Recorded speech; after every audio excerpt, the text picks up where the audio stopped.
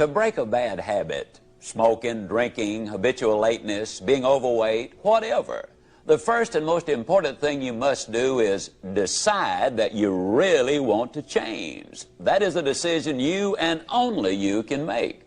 Without this motivation, no person or procedure will have any significant impact on your behavior.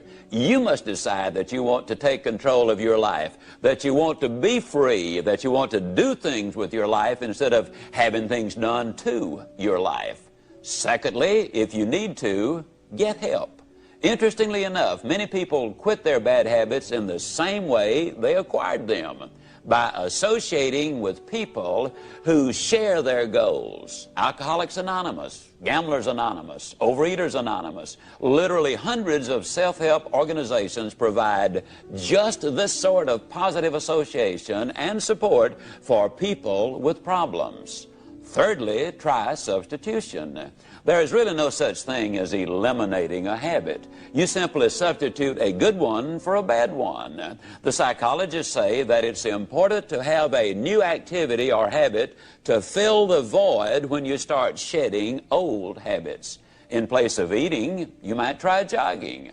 Instead of drinking, you might try talking. In place of smoking, substitute writing. In other words, don't be unwise in your habits, but rather aspire to maturity and wisdom and keep your mind well and emotions focused on positive ideas. Use the psychological technique of imaging, of visualizing yourself as free of that destructive habit. Picture yourself as doing something else, something positive, something winning. And a final suggestion.